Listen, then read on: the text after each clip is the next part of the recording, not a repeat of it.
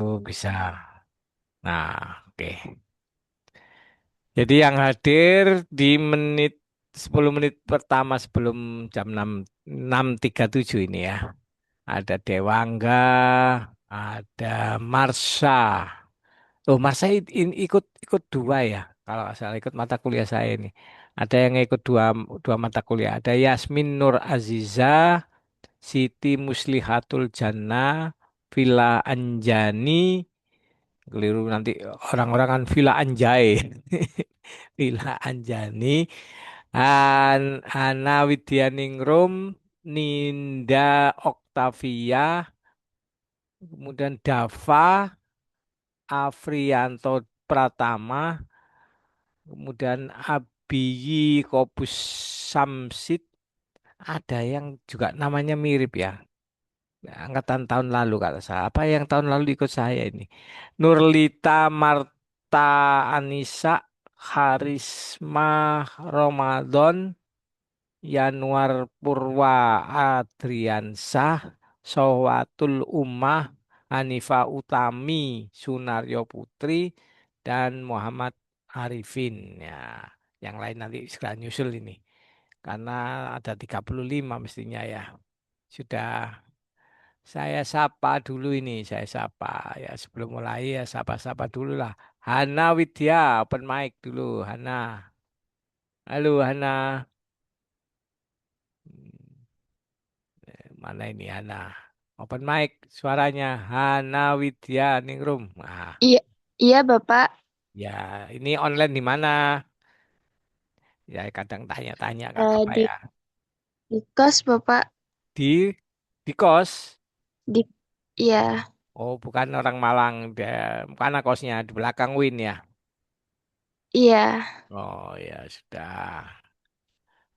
Nggak kesulitan ya masalah jaringan apa enggak ya? Aman Bapak. Aman, alhamdulillah. Oke, saya sapa Abi Kobus. Abi, ini anak wali saya ya? Bukan? Halo? Bukan, Pak. Bukan ya? Oh, yang siapa ya anak wali saya ya? Coba saya cek dulu anak wali saya itu siapa aja. Kadang-kadang Abian mungkin, Pak. Abian ya. Kok namanya saya dulu kapal nama-nama anak wali itu hafal. Sekarang nggak tahu kenapa saya kok ya seperti orang cuek, tapi sebenarnya nggak cuek sih. Cuman ya karena ini lihat-lihat saya share ya anak wali saya ya ada nggak di sini? Saya share ya supaya kelihatan semua. Nah, anak wali saya itu ini ini angkatan berapa ini? Angkatan berapa Abi? Angkatan kamu angkatan berapa? 2022 ya, 22 ya. 23 ya, Pak. Oh, 23 bukan 22 ya. Yang skripsi 22 ya. Sekarang skripsi ya. Kamu mestinya proposal ya. Sudah proposal atau belum? Belum, Pak. Ya, boleh diskusi sama Pak Said ya. Semuanya yang ada di sini. Misalkan mau kasih apa waktu Pak atau rombongan banyak orang nggak apa-apa. Walaupun bukan nanti nggak milih Pak Said nggak apa-apa. Tapi tak ajari cara mencari judul. Ya. Boleh, ini dua tiga yang sekarang ini mesti skripsi Maulana Roji Rahmatillah, oh, Roji, iya Roji Maulana, enak itu biasanya ya dosen wali sekaligus sering itu dosen wali merangkap dosen pembimbing. Kenapa? Karena sudah nggak ada jarak sering ketemu ya, sering ketemu. Terus kadang ini penyakitnya anak-anak lama itu karena milih dosen pembimbing bukan dosen walinya, kemudian merasa kagok apa kagok itu ya, segan ketemu sama dosen pembimbing. yang bukan. Kalau dosen wali itu seperti orang tua kadang-kadang kan datang setiap semester, kadang bermanja-manja gitu ya, guyon apa kadang macam-macam lingkah polanya. Nah, seperti dia merasa bahwa dosen wali itu orang tuanya gitu. Sehingga jadi dosen pembimbing dan rata-rata sukses selesainya cepat. Ya langsung itu biasanya pembimbing sekaligus dosen wali. Nah, kamu yang dosen wali kamu silakan ke dosen walinya. Dan pembimbingnya silakan ke dosen walinya masing-masing. Itu secara psikologis mempercepat proses apa namanya skripsimu dan selesai karena sering ketemu. Kan kamu kan selama kuliah itu kan ketemu sama dosen wali bahkan sampai 6 kali ya. Ya ketemulah paling tidak itu pernah berbincang. Kalau sama saya biasanya dosen wali bisa 15 menit saya ngobrol, keluargamu bagaimana, orang tuanya bagaimana, terus siasat untuk dapat nilai gimana, dosen si A si B itu saya buka biasanya. Oh si dosen A itu kelemahannya di sini, caranya merayu seperti ini, bukan merayu ya, caranya itu untuk mendapatkan nilai tinggi itu seperti ini. Itu saya beritahu, saya ajari. Kalau kesulitan silakan ada yang tanya-tanya ke siapa saya itu gini-gini gimana, Bapak gimana. Nah, kalau kalau dosen walimu memang akrab dengan kamu, maka untuk jadi dosen pembimbing akan aman. Tapi kalau misalnya tidak nggak apa-apa, cari dosen. Nah ini triknya ini, cari dosen yang nggak nggak banyak permintaan. Dosen pembimbing itu ada yang banyak permintaan. Justru ada yang kebalik. Wah, kalau nguji Pak Sahid sabar. Misal, misalnya gitu. Ah, nggak usah saya jadikan dosen pembimbing. Nah, biarkan jadi dosen penguji aja nanti.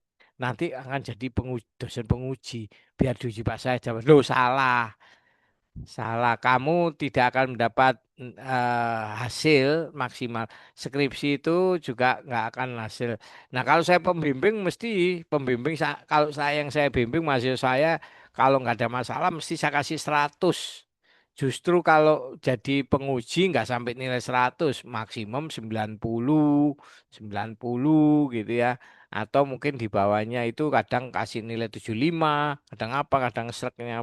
Tapi kalau pembimbing nggak teko Pak Said, mesti kasih nilai 100. Lihat aja ya bimbingan saya, pokoknya sregep ketemu nggak macam-macam kasih 100. Kalau enggak ya 90. Kalau memang sregep gitu ya, mak tanya Pak ini Pak itu Pak macam-macam konsultasinya itu sering gitu ya.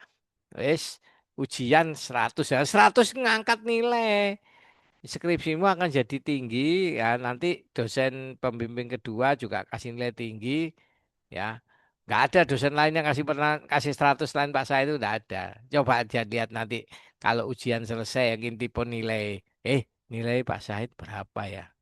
Nah kalau pembimbing usah 100 kadang saya bocorkan nilainya dari dosen sih ada dosen ya nggak saya sebut namanya itu maksimum paling tinggi nilai itu selalu kasih nilai 75 paling tinggi itu ndak pernah lebih walaupun kamu pinter koyo opo jungkar jengkir penelitianmu dikasih 75. Contohnya Pak Ajib Hanani.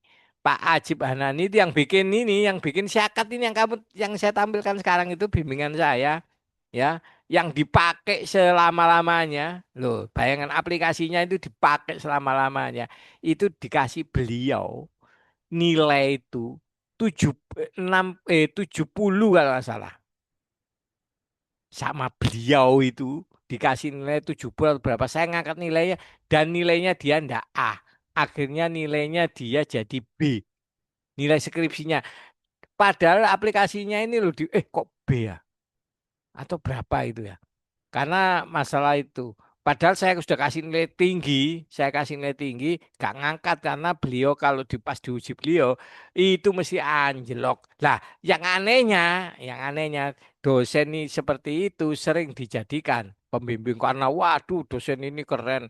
Oh, dijadikan pembimbing. Ya gak apa-apa, aku gak masalah sih. Tapi dilihat nilainya itu dia kecilis jadi penguji dari pembimbing podo ae gitu loh. Ya, beda dengan Pak Said. Kalau bimbingannya bagus, kamu konsultasi gitu ya tak kasih 100 nilainya. Mau bunder 1000 itu coba nggak percaya tanya. Oh. Yang selalu kasih nilai 100 siapa? Tanya aja. Nggak apa-apa, oh, nilai 100 boleh. Kalau bisa 110 tak kasih 110.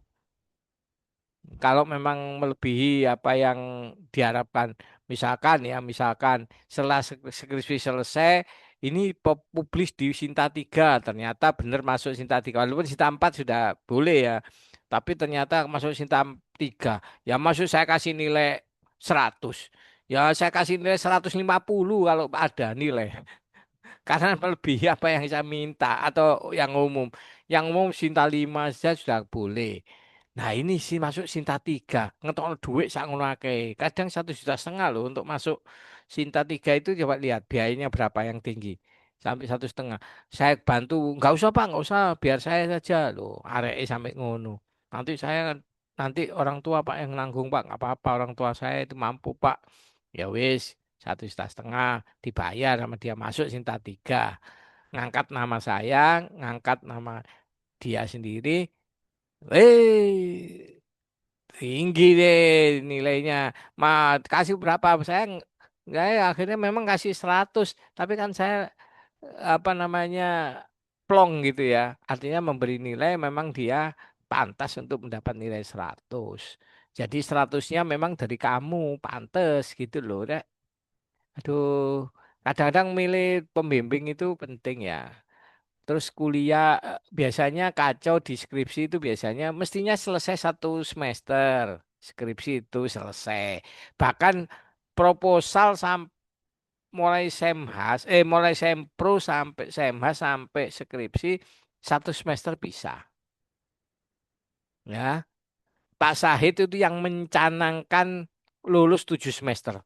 Jadi bimbingannya Pak Sahid yang pertama kali namanya Hendra, kemudian namanya lagi siapa itu? Ada beberapa yang pertama kali dalam sejarahnya UTI UIN Malang itu bimbingannya Pak Sahid selesai 7 semester.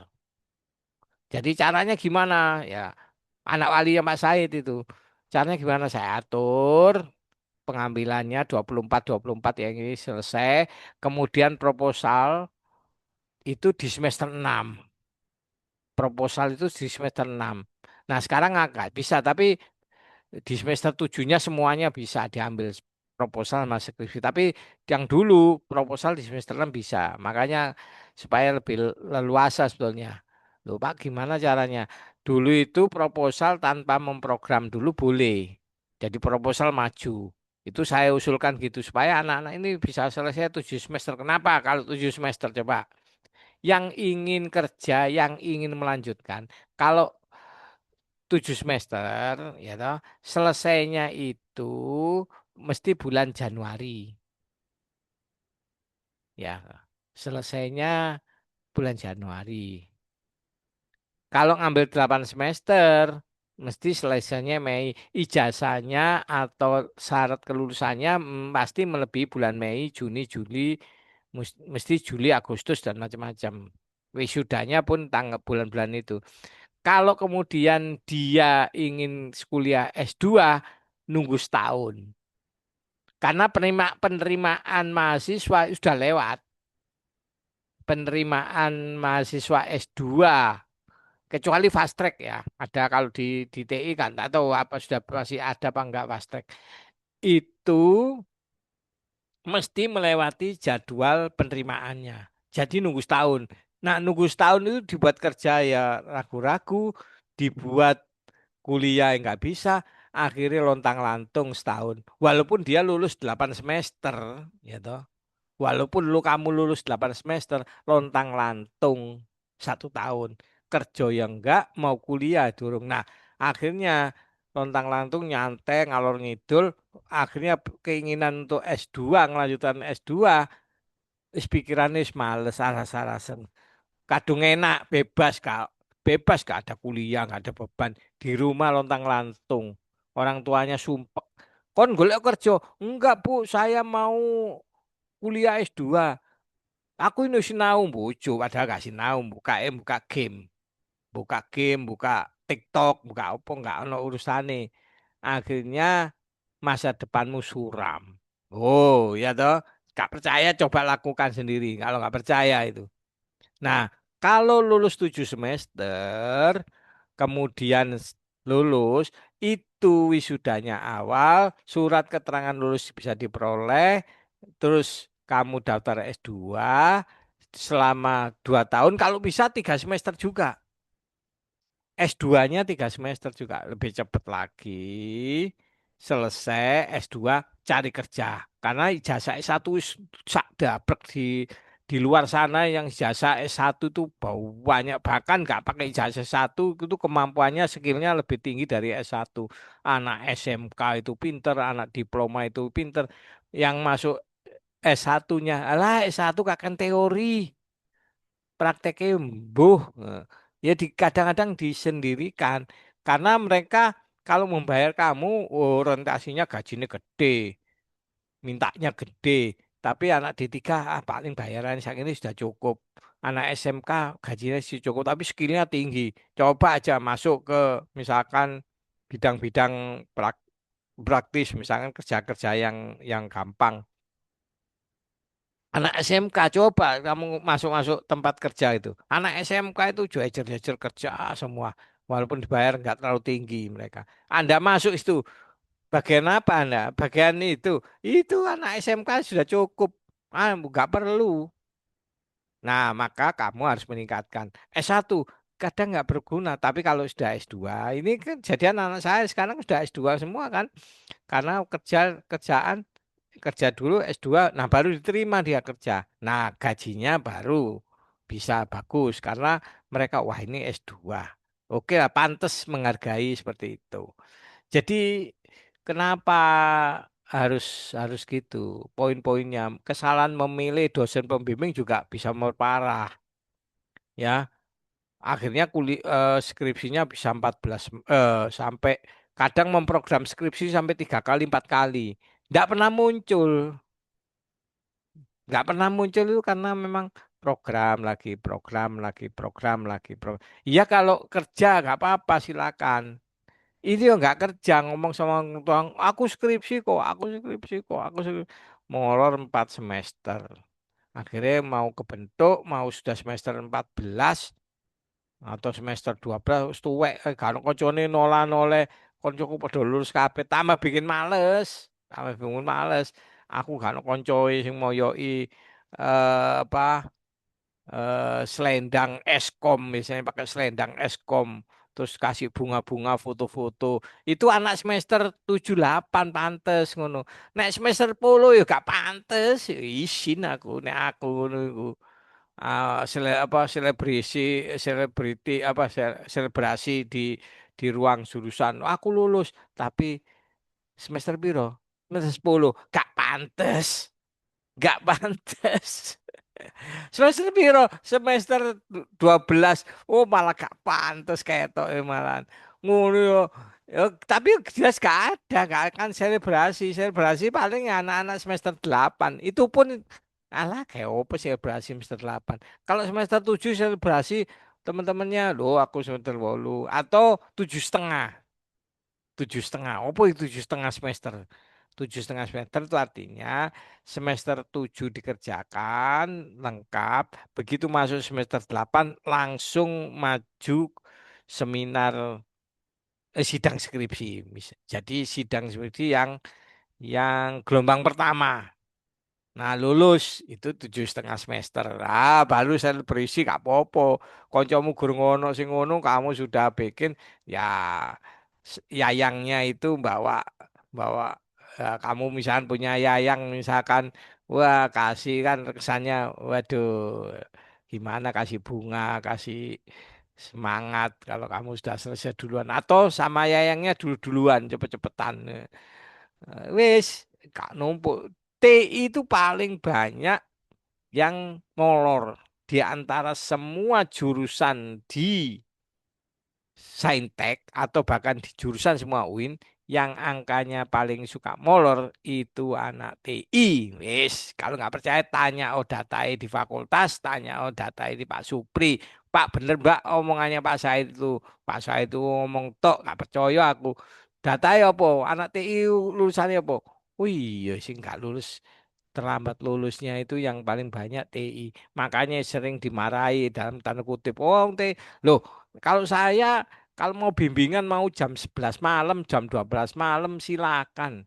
Itu coba nggak percaya tanya ya. Kalau nggak percaya tanya. Bimbingan sama Pak saya sampai jam 12 malam.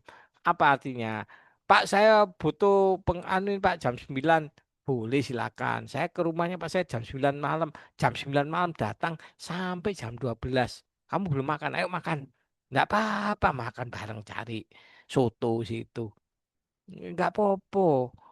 Mau minggu kek, mau hari apa, apalagi sekarang online. Misalkan sama Pak Sahid online. Pak Sahid beli akun Zoom ini. Silakan mau mau mau pingin apa apa namanya bimbingan Pak jam 1. Oh iya. Bimbingan jam berapa? Silakan. Dari kalau yang nggak offline ya, kalau kalau bimbingannya offline, Pak mau ketemu. Oh iya janjian ya. Nanti kadang-kadang janjian belajar jam 1 misalkan. Saya mungkin jam 1 ngepasnya jam 1 sulit. Kamu sendiri ya juga sulit. Saya ada kuliah Pak, ada kuliah. Wis kalau gitu jam 4 aja Pak. Jam 4 waktunya pulang Pak. Ya kan repot kalau online. Pak, nanti bimbingan Pak jam 4. Jam 4 ya bisa. Nggak perlu ke kantor, buka laptop jerat ketemu Pak. Ya, malah lebih enak. Bisa. Coba lihat. Ya, sekarang kalau bimbingan online ya, bedanya ya. Bimbingan online sama offline. Bedanya keuntungannya sama online ya. Nah, makanya saya selalu bimbingan online sekarang. Saya nggak mau ketemu yang offline. Mau repot. Jadi kalau online ya misalkan, Pak, ayo juga coba tampilkan pekerjaanmu bab 1 kayak apa. Nah kalau offline, saya hanya dengar ceritamu gini-gini. Mau lihat di file dikirimkan ke saya. Gak bisa sama-sama melihat di layar, gak sama-sama melihat. Tapi kalau itu kan bisa sense, coba share screen. Kamu share screen, oke. Bahkan kalau sekarang kalau akun saya yang berbayar, nah dosennya bondo kayak Pak saya itu bondo. Ya, akun Zoom-nya beli rek 1,7 juta ya. Nah, saya bisa ngerimut ya coba aja yang pembimbing yang lain ya. Saya bisa merimut komputermu. Jadi saya oh nggak ngomong coba scroll ya. Oh yang ini benar ya. Enggak langsung tak edit. Saat itu juga saat itu juga pada saat bimbingan kalau ada kesalahan ketikan atau hal yang perlu dibenahi pada dokumenmu, langsung Pak Said gitu, padahal jaraknya jauh, langsung bisa saya kendalikan. Oh, apa ini enggak enak gitu. Kalau ada kan, coba kadang mepet-mepetan, iki salah iki. Kadang-kadang mau saya harus mendekat laptopmu apa segala enggak. Ayo coba kamu running kelihatan di layar. Oh, codingnya salah kamu. Gini mestinya. Nah, itu coba pikirkan. Pikirkan langkah-langkah seperti itu. Jadi, golek Pak Said gak ono. Gak dadi napa pembimbing. Karena Soro mencarinya. Oh, kebalik pikiran yang konyol itu. Justru saya sekarang malah lebih mudah ditemui kapanpun, jam berapapun. Itu Anda sudah rembes kak, belum mandi aja. Misalnya bau kecut, misalnya nggak usah pakai parfum. Misalnya cewek itu kalau ketemu dosennya pakai parfum 1 liter di sok kabeh nang awake baru teko. Wis, nggak perlu nggak perlu parfum. Wis mengurangi biaya, belum ke kampusnya duitnya berapa, kadang-kadang semester terakhir aduh gojek gak punya sepeda atau apa gak jauh kos-kosannya atau jalan kaki ketemu dosennya paling 10 menit gur 10 menit tapi kalau online bisa ketemu sejam. Loh pilih mana, langsung gitu malah lebih enak ya memang secara fisik ya perlu sekali 2 kali ketemu tapi nah kadang-kadang ya repot sekarang zamannya banyak sekali tugasnya numpuk kamu ada yang perlu dikerjakan ada beberapa mahasiswa yang kerja online gitu ya kerjanya kerja online dia dia punya show apa misalkan punya lapak di Shopee Food, di Shopee Food juga ada, di Shopee juga ada dia kerja repot ini mau ninggalkan ini online naik disambi dodolan TikTok gak popo sama saya seneng kamu ngapain ini Pak jualan TikTok sambil bimbingan oh nggak apa-apa tambah seneng saya kalau TikTok ngikut-ikut ikut kamu jualan TikTok kamu lagi live di TikTok terus bimbingan juga wah gak popo aku gak masalah nggak masalah gitu ya. Nah, ini yang 20 pikirkan, pikirkan ya. Yang angkatan 23 dua berapa kalau mau lebih cepat boleh silakan. Ini sekedar ya. Oke, tadi saya nyapa kok ceritanya panjang yo. Apa saya itu senang cerita gini kan untuk untuk kamu yang kadang-kadang nggak paham masalahnya di mana, milih dosen, pembimbing itu yang bagaimana, yang bertanggung jawab, apa kamu mau ilmunya atau nilainya atau bagaimana gitu loh. Saya pokoknya senang bidang ini, oke silakan. Bidangnya saya ini, oke. Tapi kalau misalkan mau judul judul apapun bisa saya generate ya sama kamu. Tanya aja yang angkatan-angkatan dulu itu. Jadi mereka itu lucu, ada yang lucu kok, ada namanya siapa ya, Ramandani ya, Ramandani. Eh, Sekarang jadi dosen di Politeknik Aceh. Ya, dia itu dulu saya kasih judul. Kamu judul ini saja, ya. Setelah jadi judul, dia Semhas. Nah, pembimbingnya ternyata bukan saya, nggak tahu gimana ceritanya atau penuh pembimbingnya bukan saya, terus nangis-nangis kayak nangis-nangis gitu. Pak, Pak Said bukan pembimbing saya gimana? Loh, nggak masalah toh. Iya Pak, dosen pembimbing saya nggak ngerti materinya, katanya gitu. Nggak ngerti belas memang materinya, nggak ngerti dosen pembimbingnya ini. Ya wis tak bimbing gitu loh. Tak bimbing sampai dia lulus. Saya juga bukan pengujinya sampai apa. Pak sudah selesai Pak. Loh, terima kasihnya ke saya bukan ke dosen pembimbing. Loh, kamu itu enggak Pak Said ini yang jadi pembimbing saya. Saya ke dosen si Anu itu enggak. Wah, ada lagi yang lucu. Lulus 7 semester. Lulus. Kamu boleh tanya ya ke saya. Saya walaupun penguji, saya nggak nutup. Boleh datang ke rumah. Namanya Putri siapa itu? Amelia atau Putri Putri siapa itu dari Jakarta. Sering diskusi sama saya tentang judul. Dia pilih judul. Wah, saya senang materi ini Pak karena ini dosen ini yang menguasai. Silakan. Nah, pengujinya Pak Sahid. Hmm. Pak saya jadi penguji. Pak nanti Pak saya tanya apa? Pak kurangnya skripsi apa? Jadi minta minta dibetulin skripsinya. Oh, jadi berapa kali ketemu saya sampai tanya nanti kalau ujian pertanyaannya apa Pak? Ya nanti saya tanya ini kamu jawab ya. Oh nggak tahu Pak jawabannya. Ya, sudah gini jawabnya gini. Loh tak kayak kunci jawabannya. Jadi nggak buang apa namanya nggak salah begitu begitu tampil saya tanya dia jawab apa yang saya berikan tadi jawabannya apa ditambahi dia lebih baik lagi. Jadi penguji lain heran, hebat ditanyai dosen Pak Sahid, iso jawab lancar. Jadi dosen bisi-bisi dosen pembimbingnya itu. Kok pintar ya bimbinganku.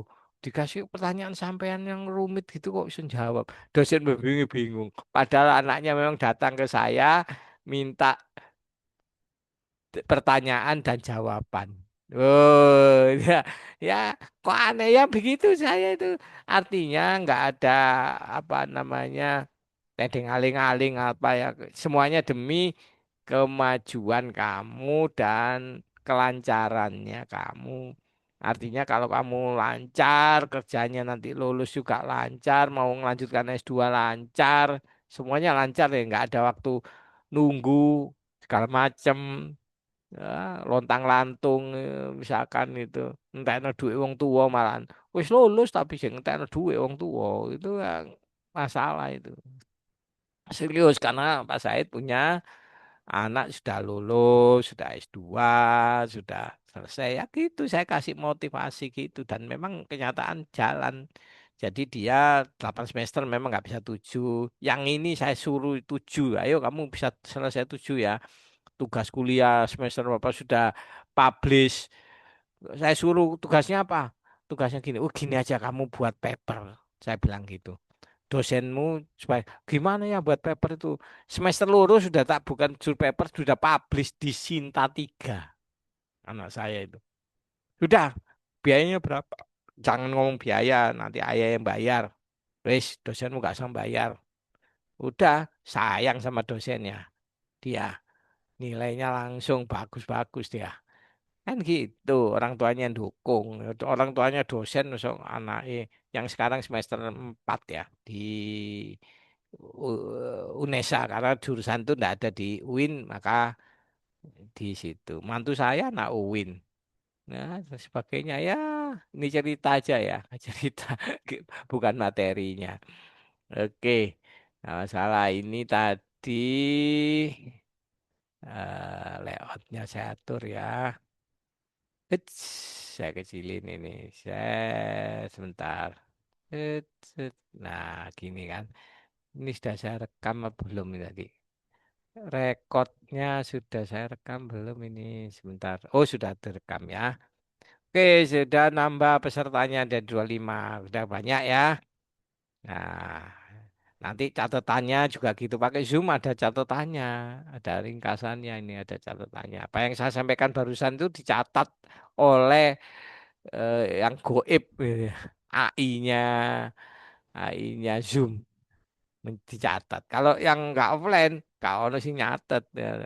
Jadi Anda pun nggak perlu nyatet ya. Catatannya nanti muncul sendiri lalu saya share. Anda cukup mendengarkan, menyimak dengan baik yang saya sampaikan. Oke, materi kita ini materi jadul sebetulnya. Karena bukunya memang buku jadul. Buku barunya mana, Pak? Belum ada.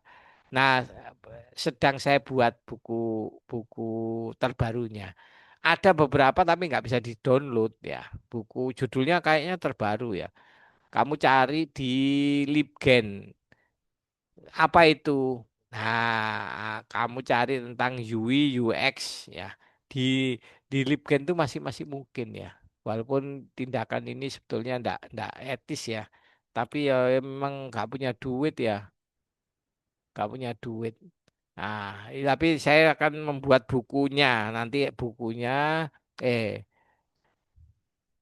kamu kasih gini UI, UX gitu aja kata kuncinya. Nah, nanti dia akan muncul banyak, apa namanya. Nah, ini contohnya. Belum saya share screen ini ya. Sorry. Belum saya share screen dulu. Share screen dulu ya. Oke. Nah, Anda lihat itu. Begitu masuk libgen.ly, masuk carinya ya, libgen.ly. Terus tapi nanti gini, nanti ada berapa kali lo nggak bisa download Pak, nanti bisa kok. Nah ini tentang UI UX itu ya, tentang mobile. Ini misalkan mobile application UI UX design for gas safety worker do. Ada khusus dia, khusus untuk ini. Ada lagi desain UI UX design for Metora, gamification learning journalism interview loh ada. Ada lagi membahas lebih khusus atau kamu lihat tahun yang pingin yang tahun terbaru saya coba ya. Coba materinya kalau mau memperdalam materinya. Oh, oh gini muncul apa ini? Ini tahun tahunnya diklik kok. Biasanya suka gini-gini nih. Nggak apa-apa. Klik lagi. Terus saja. Nanti dia menyerah. Biasanya menyerah. Ini tahun 2013. Klik lagi. Masuk lagi ke situ. Nggak apa-apa. Ini iklan ya. Diklik lagi. Nah, nggak apa-apa. Memang seperti itu ya. Apa namanya Libgen tuh ya, ya, ya pasti cari cari acuan ya. Nah, di sini ada ini The Pocket Mentor for Video Game UUX tahun 2025. Nah, ini kamu cari, tapi biasanya nggak bisa di-download. Kadang masih EPUB ya, bukan PDF, tapi nggak masalah. Ultimate UI UX Design for Professional. Oh, bagus sekali nih.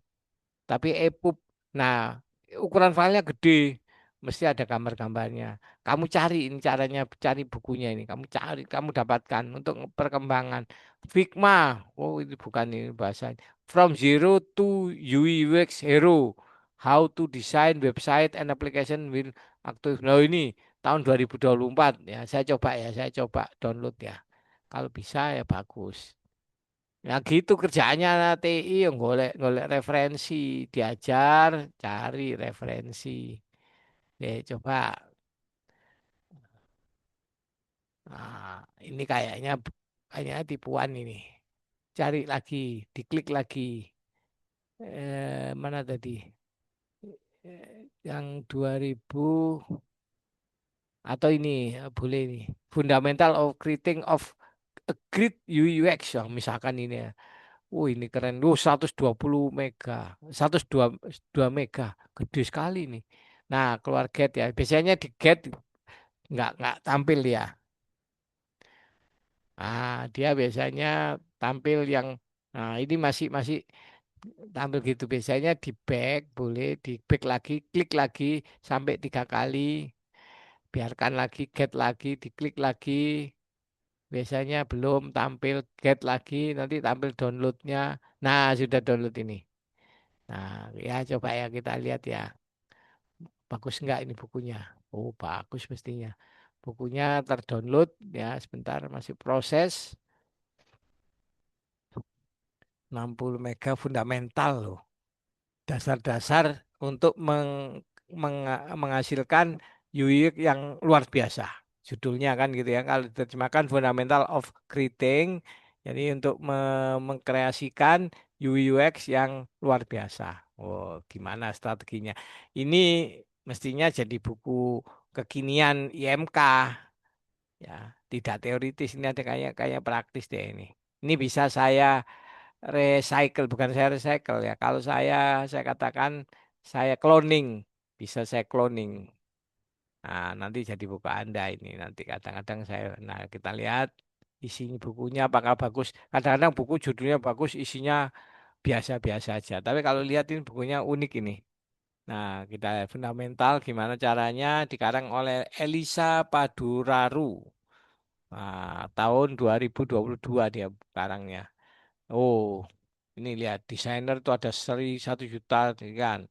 Yang ini sekian, yang bisa hanya yang dimasuk ke GitHub sekian. Nah, ini ada ceritanya ini sampai selesai ada 272 halaman aja. Nah, ini bagaimana UI design, UX design. Nah, ini boleh ya, nanti saya share aja ya ke kamu. Nah, ini kita lihat isinya ya. Isinya apa? Kok bagus ini evaluasi of desain. Nah, desain dari awal dia cerita masa prasejarah kayaknya sih. Kalau ya dari kadang bacanya harus bahasa cepet ya, harus kalau sering-sering baca gini langsung kayak saya kan cepet ngerti. Nah, ini perkembangan dari web design. Web design kalau Anda punya Adobe, nah Adobe mulai tahun pertama saya sudah memang pernah nyoba. Nah, ini saya sampai 2007 pakai, tapi selanjutnya saya apa sudah nggak ngikuti ya. Ya, ini apa namanya Adobe Photoshop ini ya. Adobe Photoshop ini luar biasa. Tapi kalau mulai awal tahun yang tahun 91 kamu belum lahir ya. Ini saya sudah mainan Adobe Photoshop.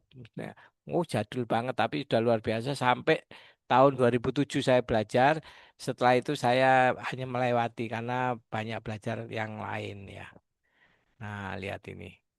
Nah, ini cerita masih cerita kayaknya di bab satunya. Nanti berikutnya sudah ada pendalaman ini nanti. Ini lebih kekinian kayaknya. Nah, ini part 2 baru introduction-nya. Nah, mulai mulai format ya di dalamnya seperti apa, bagaimana cara bekerjanya UX ya, apa itu UX ya, apa itu user experience ya. Kalau user interface ya di saya habis gini kita bahas, kita bedah. Tapi dari sisi sisi pengetahuan lama ya, nggak terlalu penting-penting amat sih. Saya hanya mementingkan malah banyak yang seperti ini. Kamu cari sendiri materi itu ya, seperti saya gini. Jadi buku itu, buku itu di laptop tuh banyak e-book kayak gini. Yang saya harapkan itu kamu di bukumu itu banyak sekali e-book ya. Kamu cari di libgen.ly. Nah, ini untuk desktop, cara tampilan desainnya, mobile kayak apa ini. Ini terbaru ini 2020. Mungkin ada yang lebih terbaru lagi. Ya, kalau saya upload gimana ya caranya? Oh, saya taruh di anu ya, di sini, di web apa di perkuliahan kita saya taruh ya. Silakan nanti saya upload lagi supaya gampang nyarinya, supaya enggak eh sebentar di prosesnya kok hambat ini. Oh, masuk. Oke, saya masukkan ke materi perkuliahan ya. Yang barusan saya download ya 100 mega lumayan gede.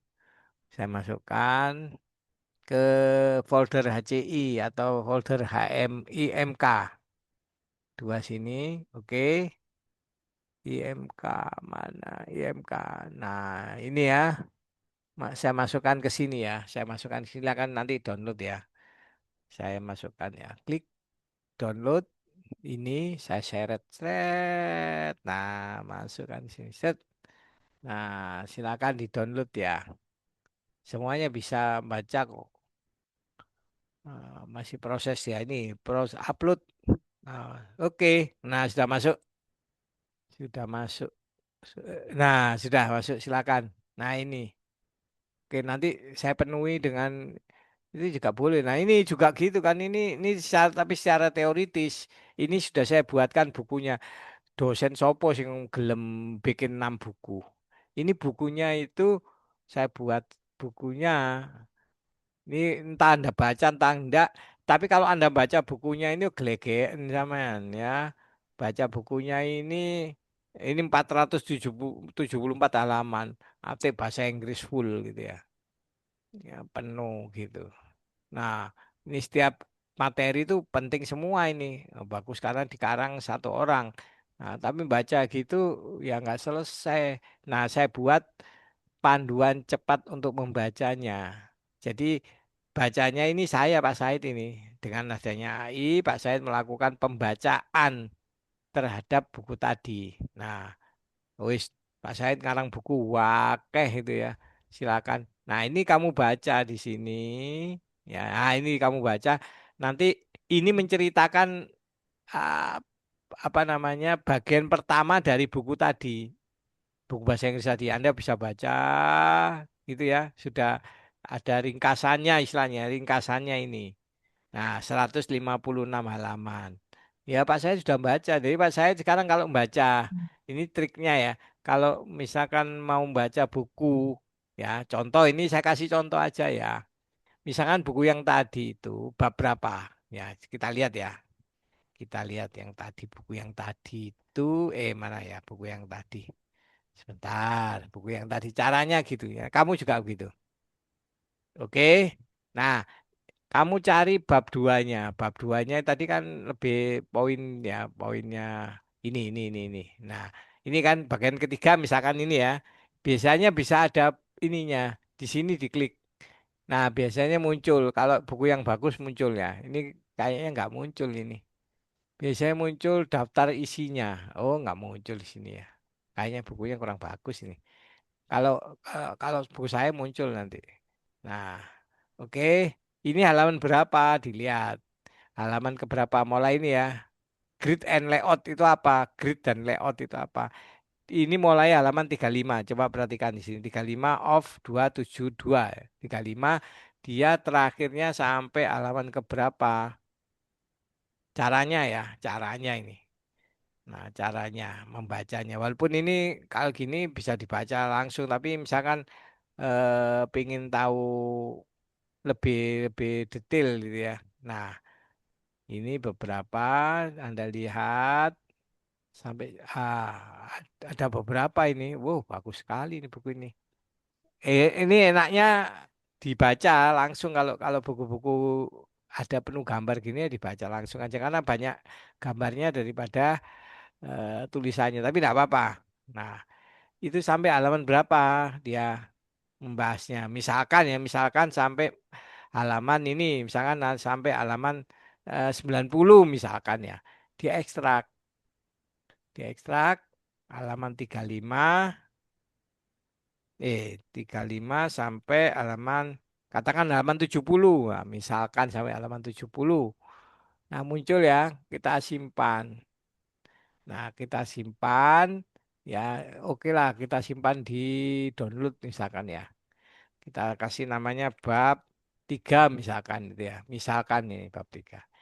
Nah, Anda masuk ke AI apa ChatGPT boleh terserah. Buat kalau saya pakai ChatGPT gini teh. Nah, yang tadi diunggah cara belajarnya gini. Diunggah tadi ada di bab 3 diklik. Nah, suruh dia jelaskan. Itu aja, jelaskan.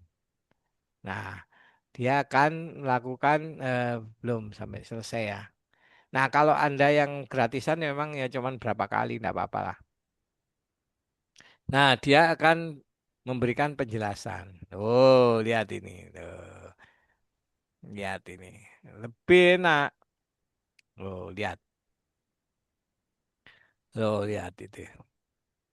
Nah, dia akan kamu nggak perlu susah-susah, nggak perlu susah-susah ke sana gitu. Apa membacanya yang bahasa Inggrismu kadang ya mungkin ya jadul kamu bahasa Inggrismu ya mungkin eh, berapa TOEFL-nya mungkin 400 ya seperti Pak saya itu bahasa Inggrisnya nggak banyak nggak besar-besar amat tapi coba dilihat oh enak sekali dia menjelaskan juga masalah grid and layout.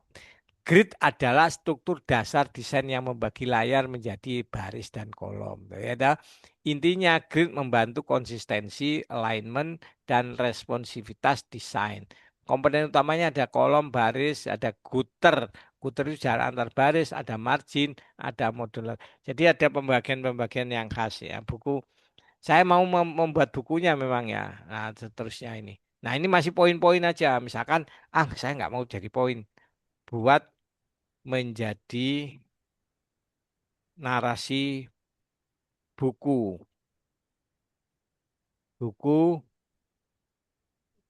menjadi 3 subbab. Misalkan Anda mau bikin subbab. Nah, kemudian ngomong satu subbab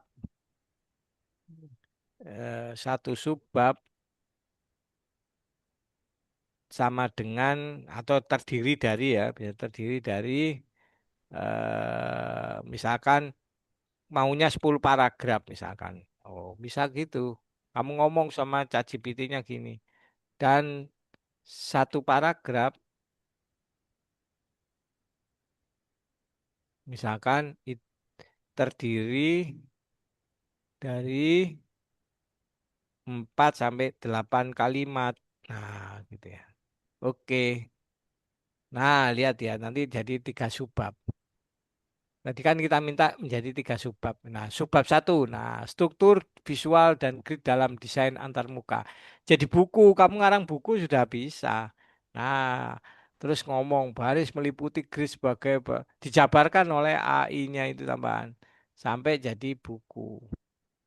Nah, jadi lihat.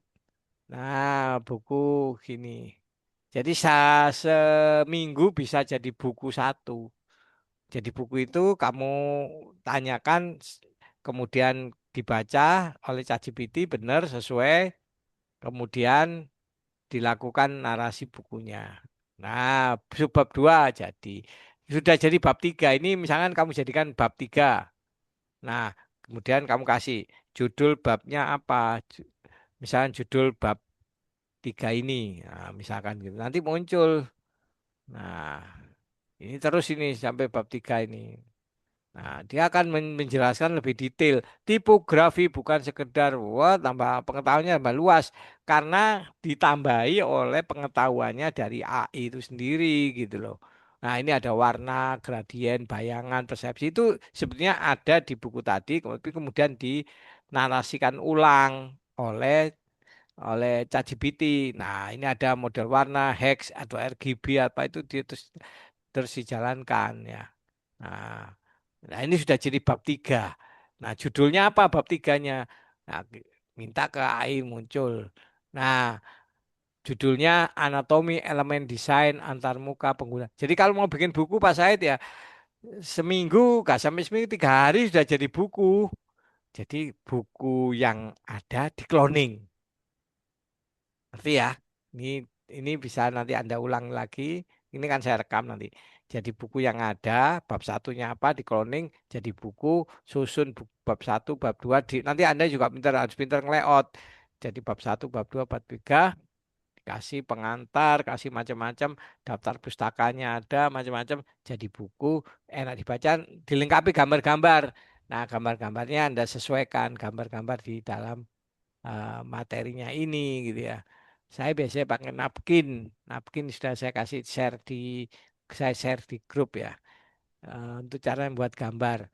Kemudian kamu cari ilustrasi-ilustrasi yang ada di buku, kamu yang di buku tadi, misalkan yang di buku tadi, nah mana yang di buku tadi, nah misalkan masalah ini ya, ini diambil, boleh ngambil bukunya, tapi kamu sebutkan sumbernya. Misalkan ini, kamu ambil gini ya, misalkan. Set. Nah, kemudian ke bukunya nanti ke bukunya nanti kamu tempel ke bukunya. Misalkan ini bukunya ya. Nah, set itu ya. Kamu tinggal nambahi gambar berapa? Misalkan gambar bab satu bagian satu bla bla bla bla tentang grid misalkan. Nah, di sini kamu tulis sumber. Nah, sumbernya adalah dari buku. Buku apa? Buku fundamental. Nah, atau buku nama pengarangnya, misalkan Alex, namanya nggak tahu siapa cuma Alex tahun 2022 misalkan. Nah, nanti di daftar pustaka ada, kamu nggak melanggar aturan sudah. Nah, tapi narasinya Anda nggak hanya meniru menarasikan ulang saja. Nah, sekarang sudah seperti itu gitu. Jadi akhirnya bukunya karangan. Jadi mahasiswa bikin buku. Mahasiswa bikin buku. Wah, hebat sekali. Bisa. Ini kan saya kasih tahu ini tadi caranya tadi. Wes aja dibocor no. Bikin buku, Anda terbitkan, masukkan Google Playbook, bisa dapat uang atau Anda jual e-booknya di sosial media, ya dapat duit sebetulnya. Kalau tapi saya nggak cari duit dengan cara itu ya. Biarkan cara yang lain. Banyak bukunya Pak saya itu sehari, 1 bulan Pak saya bisa bikin buku 3. Kadang-kadang pokoknya saya target minimal bikin buku 2 sekarang ini ya. Bukunya banyak, kadang-kadang saya share macam-macam. Yang kemarin aja yang saya bagikan itu di web yang saya tadi sebutkan tadi di materi ini ada berapa tadi? Ada panduan cepat aja ini misalnya kan panduan cepat ada 6. Ini saya kerjakan menjelang perkuliahan awal itu ya sebulan itu.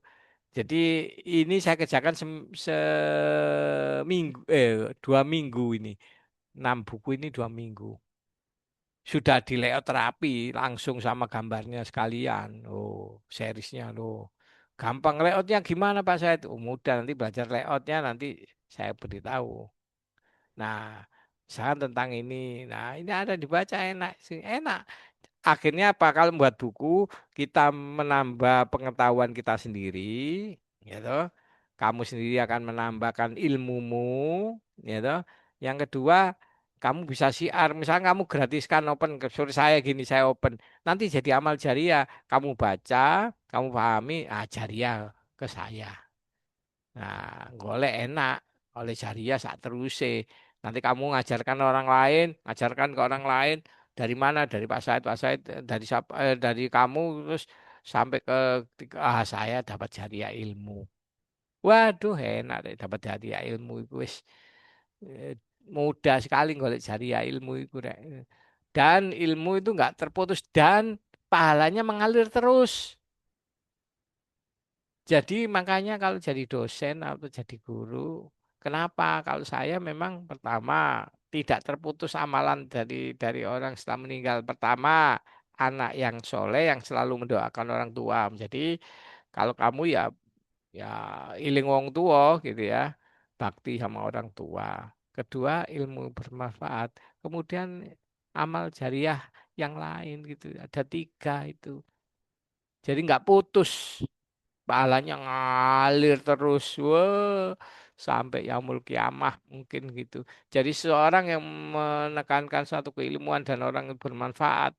Terus orang itu bermanfaat dari siapa? Sing ngajari ngaji ale Batak misalkan dulu itu kalau saya doakan gitu ya. Terus ngalir sampai sekarang ngalir terus gitu ya. Dan seterusnya. Waduh. Pokoknya mudah hidup itu saja nih ya nggak sulit-sulit banget ya saja nih. Kalau mau. Nah, biasanya godaan setan itu lebih tinggi gitu ya. Apa setane saiki? Setane itu media sosial. Nah, makanya kemudian media sosial silakan saya main media sosial Pak Said main Facebook tapi lewat isinya Pak Said. Facebooknya Pak Said. Barangkali ada yang belum pertemanan sama Pak Said. Apa isinya? Oh, Pak Said ngikuti macam-macam tapi isinya lihat yang saya posting. Nah, Pak Said posting tentang pengetahuan-pengetahuan, artikel-artikel yang dibaca orang yang mungkin orang itu baca bermanfaat ya silakan. Kadang ada yang bagus sampai di-share. Nah, saya juga masuk ke grup tertentu. Nah, di dalam grup itu Pak Said nge-share pengetahuan itu gitu ya. Nah, gitu. Nah, dapat dari mana ini Pak Said idenya nulis gini ya? Saya kasih tahu ya triknya.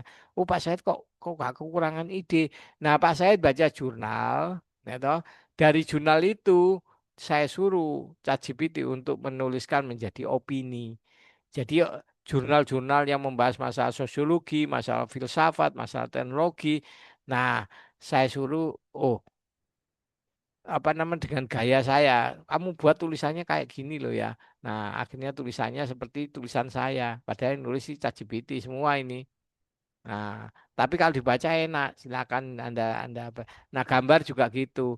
Nah, saya hanya biaya 75.000 per bulan, tapi saya bisa membuat gambar, saya bisa membuat tulisan, dan setiap hari saya akan menambah keilmuan saya. Jadi pengetahuan ini kamu tanya ini saya tahu semua. Nah, ini saya bikin buku ini. Saya bikin buku ini pesenannya Prof. Hartono. Pak saya tolong buat buku tentang ulul albab. Nah ini sudah di-download banyak di berbagai Indonesia. Win-win se-Indonesia sudah mendownload buku ini. Reaktualisasi ulul albab. Kenapa? Jadi saya mengambil ini contohnya ya. Saya mengambil penelitiannya orang tentang ulul albab. Kalau sekarang kamu nggak dikasih konsep ulul albab yang tinggi ya. Ambil penelitian banyak sekali. Ya, toh, Anda bisa download ini sini gratis ini bukunya. Ka- Tidak saya terbitkan memang, tapi bukunya bisa dibaca. Nah, di situ saya tanya kelemahannya apa dari penelitian orang-orang itu gitu ya ke ChatGPT. Kelemahannya ini. Oke, berarti kelemahan itu ayo kita bahas, kita selesaiin. Anda punya penyelesaian seperti apa? ChatGPT ngomong gini, bagus sekali penyelesaiannya. Nah, oke penyelesaiannya itu kita bukukan saja. Saya ngomong ke ChatGPT gitu ya, seolah-olah ini orang, oke, caranya gimana? Ya sekarang kamu buat dulu kerangkanya kayak apa. Saya lihat kerangkanya, oh bukunya isinya bab 1, 2, 3. Oh saya setuju, oke, buat jadi bacaan. Nah, jadi bacaan, maka jadilah buku reaktualisasi ulul albab yang menentang penelitian, bukan menentang ya, artinya memperbaiki atau menambahkan penelitian-penelitian terbaru dari tentang ulul albab. Oh ini nanti jadi bacaan umum oleh orang lain. Dari mana? Dari mereka sendiri kita bantu pakai ChatGPT untuk menggali pengetahuan itu gitu loh. Ya, banyak sekali buku ini kan salah satu. Nanti ada buku yang lain di Anda bisa klik gitu ya. Di sini misalkan Anda klik ya misalkan ini ya, Anda masuk ke website, Anda klik masuk ke ResearchGate. Nanti di situ ada beberapa buku dan masih ada yang buku mau saya terbitkan. Saya posting di sini ya. Masih ada 10 lebih 20-an bahkan buku yang belum saya posting ya. Buku saya. Nah, memang ya nggak sering-sering kan sering kok gampang sekali dipikir padahal ya gampang gitu. Nah, di sini muncul buku-buku yang saya terbitkan. Anda lihat di sini, di klik klik saya ya, profil saya, di profil saya, mana ini? Nggak kelihatan. Nanti di profil saya diklik, nah, profil saya situ, kemudian ada masuk ke riset. Nah, nanti di riset itu ada buku ini, nah ada 7 ini misalkan. Nah, di sini boleh, misalkan buku ekoteologi juga gitu. Barusan saya buat Januari kemarin, saya posting, diklik. Nah, ada bukunya sudah, gampang sekali. Ini saya buat hanya 2 hari selesai ini buku ini. Nah, tampilannya pakai Canva. Nah, ini bukunya. Nah, apa itu ekoteologi? Eh, Nah, ini banyak dibahas ini. Nah, saya membahas juga. Nah, nah ini tentang ini nih. Secara hukum Islam gimana teologi itu. Nah, ini ada larangan fasad, ada pencegahan bahaya dan sebagainya, ada israf. Saya dapat keilmuan baru, zuhud itu apa dan sebagainya.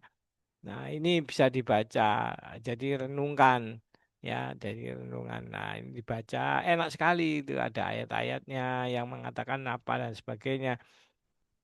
Jelas gitu. Oke, enak sekali ya.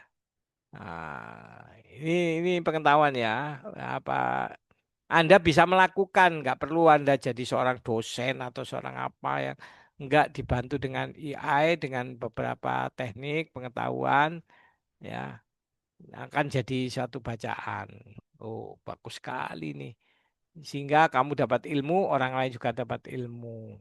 Jangan gunakan ChatGPT untuk sesuatu yang guyonan ya Pak. Ya boleh, guyon-guyon saya juga banyak ya untuk guyon. Tapi yang serius juga ada gitu. Oke, kita ke materi ya. Materinya sebetulnya sederhana, makanya saya berputar situ. Tapi kalau disampaikan tuh bagaimana? Disampaikan itu ya sederhana. Jadi oke ya. Bab ini menekankan jadi gini, ini intinya utamanya dibaca sendiri ya di sini. Intinya adalah ketika kamu membuat desain, desain itu kan abstrak, desain itu kan gambar, masih gambar, desain gambar. Nanti ada komponen-komponen visual, misalkan ada apa? Ada combo box, ada radio button. Mesti yang kamu harus tahu istilahnya ini nggak saya kenalkan loh ya.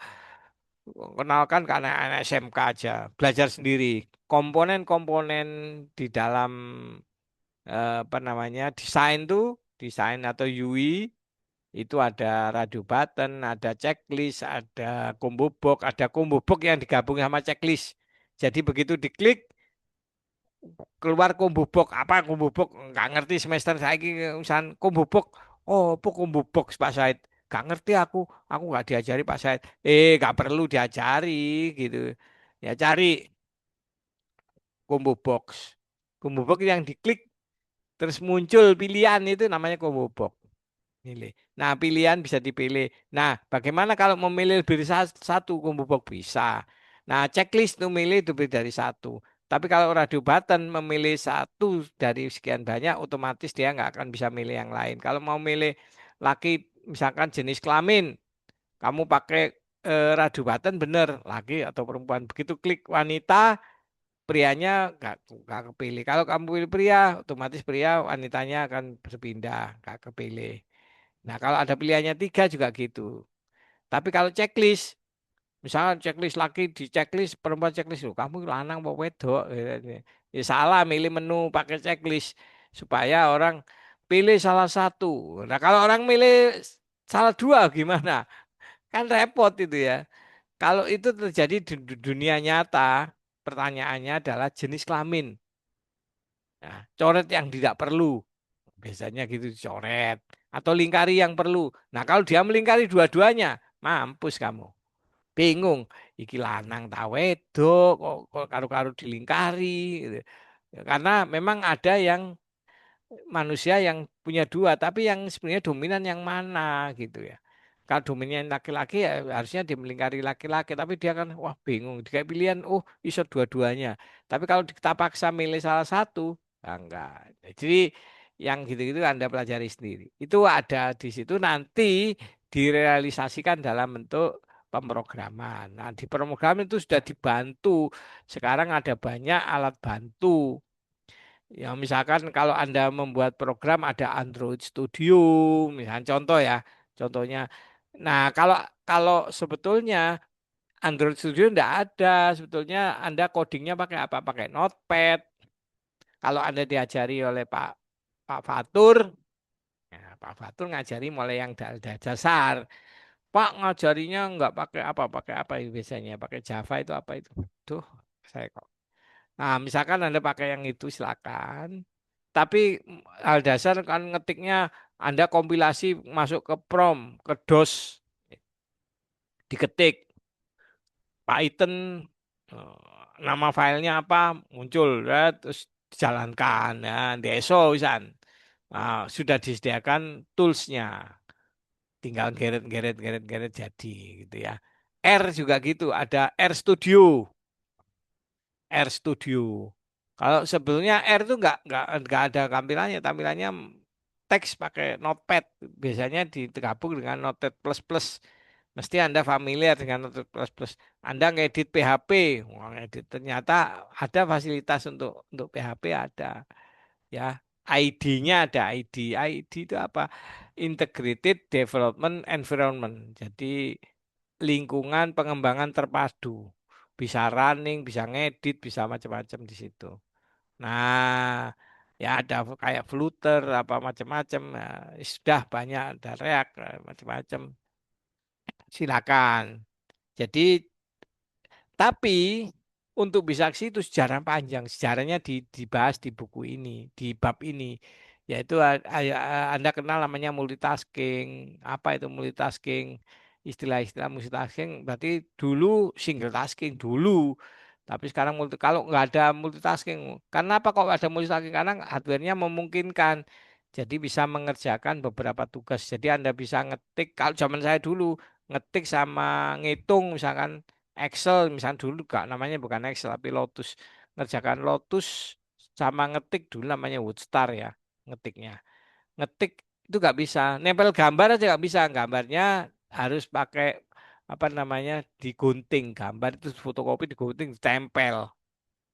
Dulu itu ditempel gambar di dalam skripsi itu tempel-tempelan. Jadi setelah tempelan itu masih ada yang aslinya tempelan. Kalau kalau kamu berkunjung ke rumah saya, skripsi saya yang model lama, nah gambarnya itu tempelan.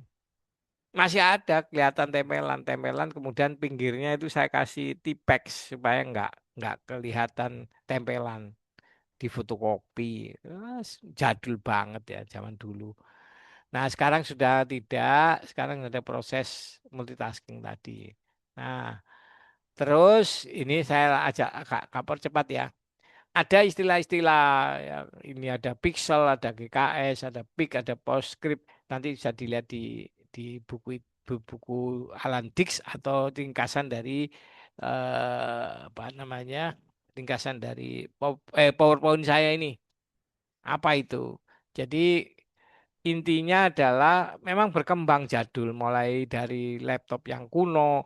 Saya dulu kalau membuat program menu itu saya harus program menunya. Tapi sekarang sudah ada toolsnya menu itu tinggal pakai aja. Apalagi kalau Anda pakai library, misalnya ngitung data science ya. Anda nggak perlu coding coding apa namanya. Makanya ini kalau skripsi kadang-kadang ada dosen yang memaksa Anda memahami. Ya, gak saya spill nama dosennya, tapi ya supaya Anda penasaran. Biasanya, oh, programnya kamu buat sendiri apa enggak itu cara ngitungnya data science. Ngitung apa? Ngitung naik bias. Enggak, Pak, saya pakai library yang kalau ada dosen yang satunya enggak popo. Ya, ya ada dosen itu wis pokoknya pakai library, ya, di GitHub banyak atau langsung di Google Colabs ya. Misalkan pakai Google Colab ya. Ya, kalau kayak pemrograman. Nah, itu tinggal nyebut nyebut library-nya aja. Kamu nggak perlu tahu dalamnya. Terus tinggal ngitung. Anak gitu anak SMP ya iso aja nih. Nah, tuh. Karena apa kamu nggak ngerti dalamnya programnya.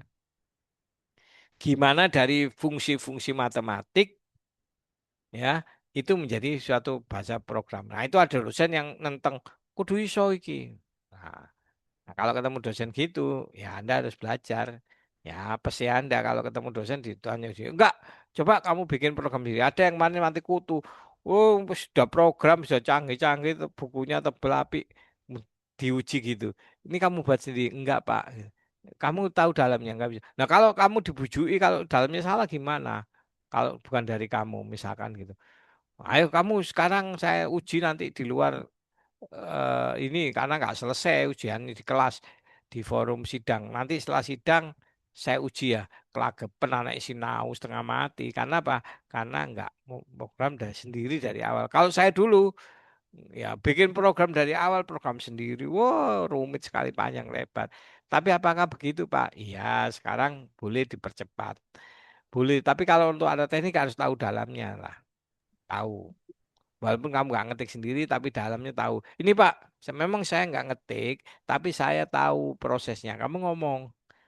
Dan saya tahu Pak bahwa ini benar nggak bujuk Pak. Jadi ini sudah saya trace, ini programnya jalannya segini perlahan satu persatu, library-nya seperti ini jalannya gini Pak. Oh ya wis, kamu. Kalau Pak Said yang model itu ngerti, walaupun kamu yang bukan program tapi ngerti alurnya cukup. Kamu bisa membuka library-nya dibuka, jret, programnya panjang, misalkan ada 20 halaman. Nah, ini Pak di library-nya seperti ini. Oh, bagian apa yang ngitung rumus ini? Oh, ini Pak bagian di sini. Kamu bisa menunjukkan dengan tepat. Ya, kamu kadang-kadang tahu, tapi karena kamu nggak saya mau program Pak, saya hanya menjalankan. Silakan. Kalau kalau Pak saya ambil jalan tengahnya, tapi paling nggak harus tahu. Kalau dosen nggak, udah kamu ngitung cara manual. Oh, disuruh manual ngitung. Setengah seharian ngitung manual nggak nutut hasilnya karena sebagai komputer dosennya itu kadang ya saya nggak sebut namanya spill ya. Ya saya rasani tapi nggak saya sebut namanya. Mahasiswa disuruh bikin manual. Beneran ya kelimpungan bikin manualnya seharian bu nggak selesai. Setengah mati nyiksa dosennya itu kasihan anaknya. Sampai ini Pak belum selesai Pak, ini Pak belum selesai Pak ini. Nah, ke manual yang ngitung masuk Excel, Excelnya panjang atau oret-oretannya di kertas itu berhalaman-halaman untuk ngitung karena ada proses iterasi ya. Kalau gitu kan repot. Itu sama seperti saya kuliah dulu, kuliah jadul disuruh iterasi, suruh ngitung waktu. Tapi kalau saya buat program ya, dosennya kecelik. Kan dulu ada mata kuliah namanya metode numerik, dosennya killer, ngitung. Nah, waktu ujian itu, UAS itu waktunya kan 120 menit. 60 kali 2, 120 menit. Dikasih soal 2. Memang kalau dikerjakan, itu memang 2 jam itu kudu cepet, ngitungnya cepet. Saya punya kalkulator yang bisa programnya. Dosen ini nggak ngerti. Boleh bawa kalkulator, tapi nggak tahu kalkulatornya bisa saya program. Kalkulatornya saya program, saya kelas gak ada sing duwe, aku sing duwe dhewe iku. Nah, karena saya kerja ya, kuliah sambil kerja saya. Semester 2 sudah kerja saya itu. Ya, kerjakan saya hanya 30 menit selesai. 30 menit selesai dan benar hasilnya sudah tidak bisa diragukan lagi. Sampai itu 4 digit di belakang koma. Bayangkan ngitung tapi harus 4 digit di belakang koma. Saya ngitung sampai 4 digit di belakang koma selesai. Kocok-kocok, wah sahid itu apa ya?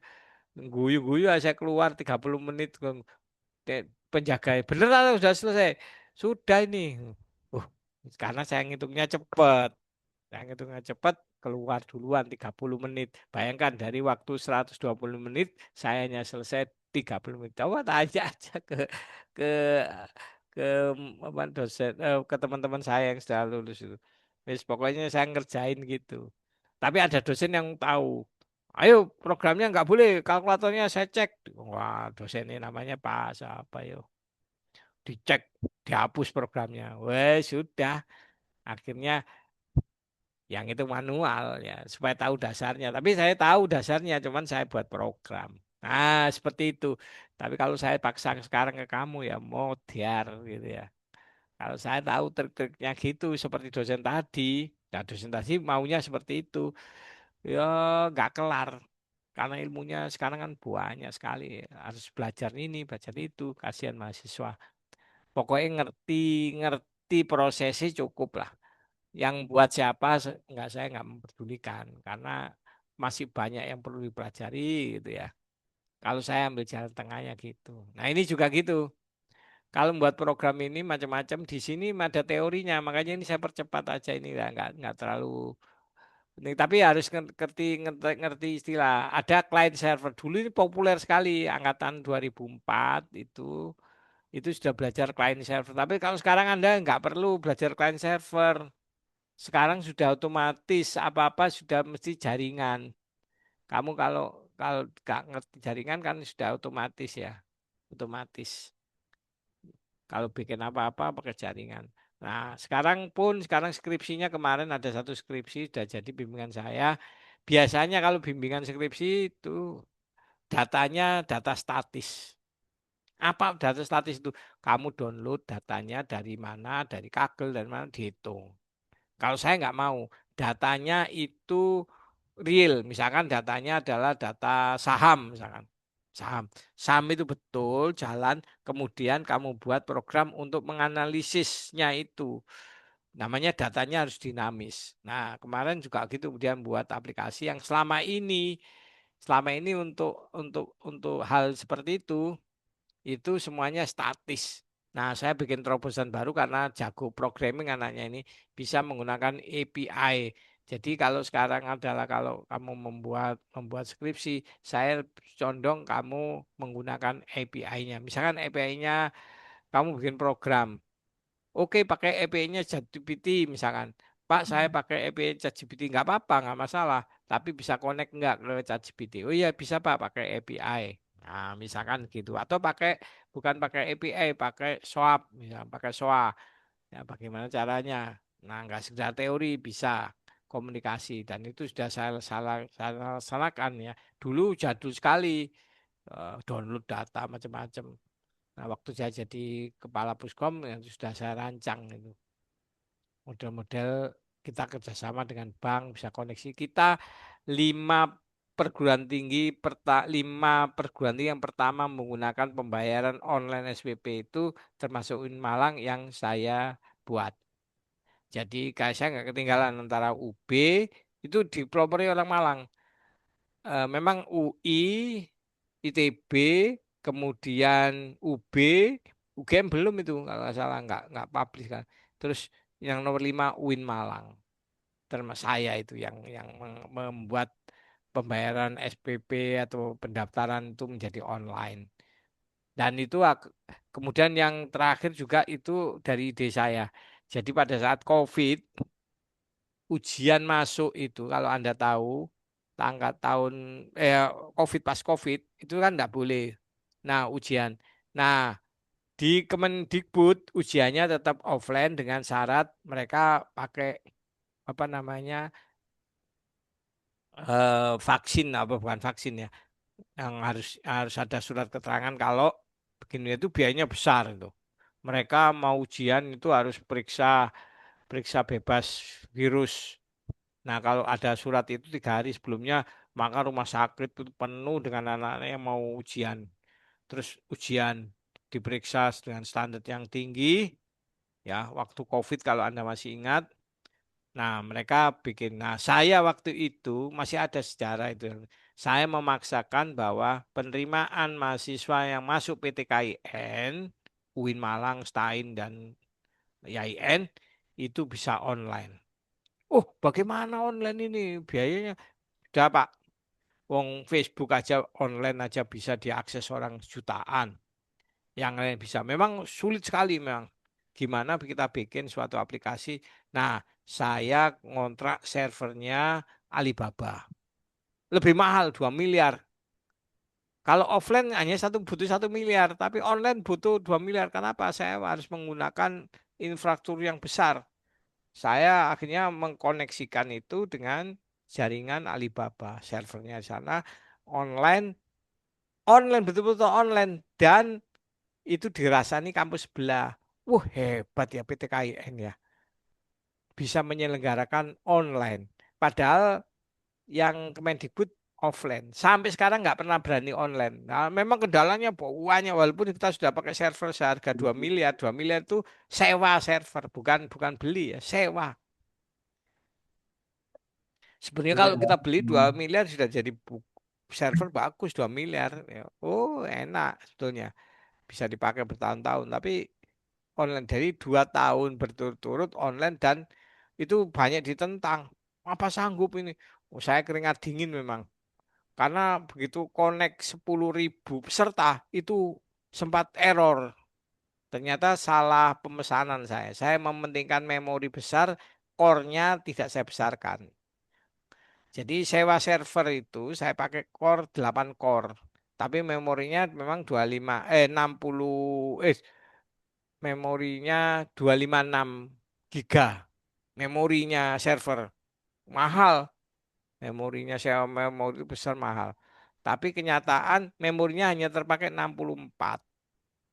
Pada saat uji coba 64, core-nya butuh lebih dari 8. Panik, servernya panik namanya. Jadi ya kalau Anda biasa mainan server, tapi saya juga kadang-kadang ke jurusan saya ngomong gini, oh ngarek TI lulusan nggak ngerti server arek Winmal. Kenapa? Gak ono server di TI itu nggak ada mainan server itu nggak ada. Nyambung kabel kabel fiber optik misalkan nggak punya.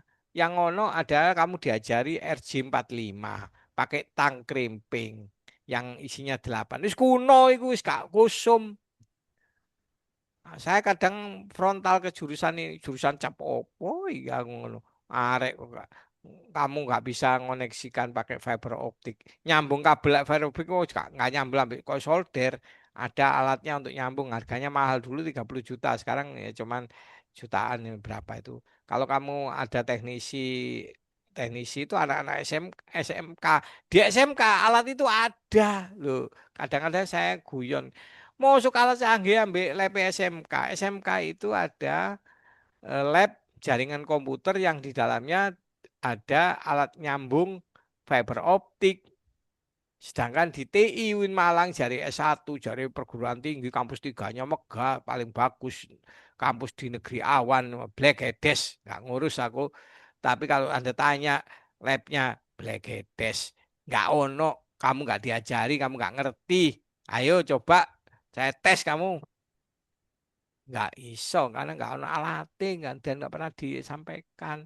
Pak Johan cerita jaringan jaringan itu begini-begini muluk-muluk gak ngerti teori prakteknya ombel gedes kamu nggak ngerti di namanya mikrotik di ini switch hub ini apa nggak ngerti kamu nggak paham proxy itu apa segala lah gedes kamu nggak paham kenapa ya karena pimpinannya nggak ngerti ketua jurusan kan semacam-macamnya ada saya sudah ngomong siapkan ini loh siapkan ini enggak. Ya, saya kadang dicap, oh Pak Syahid akan teori, akan model, akan ini tuntutan. Saya gitu ini kenyataan memang.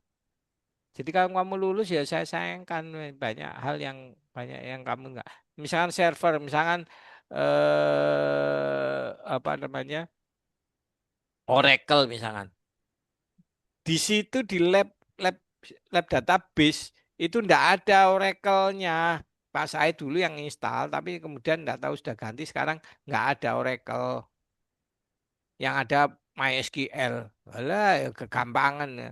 Oracle itu adalah untuk industri besar. Jadi kalau kamu seandainya kerja di perusahaan gede, kamu ditanya, kamu paham Oracle? Oh, apa Pak Oracle? Itu semacam pizza tak Pak? Gitu. Makanan tak? Saya ngertinya MySQL. Gue cekiki kamu. Oh sini nggak pakai MySQL. Kita pakai Oracle. Mampus kamu. Terus gimana ya belajar dewe? Nah, hanya satu dua orang yang ngerti. Oh, saya belajar ini. Dan kalau bimbingan saya mau yakin, sudah pakai Oracle, nggak pakai MySQL, bikin program ngomong pakai MySQL, pakai PHP, enggak wis, kain Java yang lebih tinggi lagi pakai apa? Diajari yang PHP. Golek gampang, golek enak, enggak, golek sing lebih keren titik lah. Nah, gitu. Itu di mana ya? Kalau kamu ketemu dosen pembimbing yang pembimbing gena, nek kamu nggak gena ya, wis kon gawe PHP, kon gawe apa sakarepmu, tapi nggak dikasih yang sesuatu yang untuk belajar lebih tinggi. Lulus ya lulus nggak ngerti apa-apa. Ya itu ya, saya kadang-kadang sedih, sedih sekali. Oke, lanjutnya ada istilah-istilah tertentu. Jadi memang ada istilah event, ada istilah callback. Opo iku? Jadi gampangannya gampangannya kamu buat program banyak, itu kadang-kadang jalan nggak jalan ya di multitasking. Jadi kalau zaman dulu. Nah, kemudian ada callback. Eh, bangun kamu. Ya. Misalkan ada ada program yang memang nggak jalan ya. Memang nggak perlu jalan dulu, dia tidur, sleep. Kemudian dipanggil. Nah, kalau event itu sedang berjalan. Nah, kalau sudah berjalan, kalau kemudian untuk memberitahu bahwa itu sudah jalan tidak, itu ada notifikasinya. Dan itu dijabarkan di buku itu. Di kamu baca ya lebih lengkap di buku Alan Dix ya. Ini apa saya hanya meringkasnya saja ya. Tapi intinya ada beberapa ada istilah notification, ada event, ada callback, ada dialog apa itu ada penjelasannya lebih dalam belajar baca karena ini sejarah apa namanya anggap aja ini sejarah nggak diajarno itu nggak ngerti dasari diajarno itu ya nanti gak kanggo repot tuh Pak Said itu tapi buat aja nah tapi soalnya yang kekinian Pak Said buat soalnya yang kekinian jadi bisa membandingkan antara yang lama dan yang baru nah oke ya saya buat percepat aja nah ringkasannya. Nah, intinya nanti soalnya, nah ada 5 soal, ada soal, ya, soalnya 5 baru. Nanti dikaitkan dengan apa namanya, dengan teorinya. Nah, kamu bisa tanya, bolehlah pakai ChatGPT, boleh. Oh, tapi kamu harus pahami ya, kamu harus memahami apa yang dimaksud. Nah, sekarang misalkan ini contoh nomor satu, soal nomor satu. Kalau kamu bikin program AI pakai ada voice, kita ngomong nih, ngomong bla bla bla bla bla bla. Nah, kadang-kadang nge-lag dia. Jawabannya nggak bisa langsung. Coba kamu kan nggak berlangganan sih. Kalau berlangganan ChatGPT yang berlangganan, kamu bisa pakai videonya atau pakai suaranya. Kamu bisa ngobrol. Loh, kok bisa ngobrol, Pak? Coba kamu di situ di mana di YouTube itu ada podcast dengan ChatGPT. Jadi ChatGPT itu dianggap sebagai manusia. Ya, kita lihat ya di sini ya. Nah, oke, kita lihat sini ya. Podcast ChatGPT. ChatGPT. Nah, ini podcast tapi ya sama dengan ChatGPT. Yang ini yang masuk Ghost Gultam ini ya. Channelnya Gus Gultam ini bagus sekali ini. Nah, dia di situ mengadakan semacam podcast. Ya, coba kita kita buat sederhana sekali. Nah, ini hanya thumbnailnya aja, tapi aslinya pakai pakai ChatGPT. Itu bagus sekali.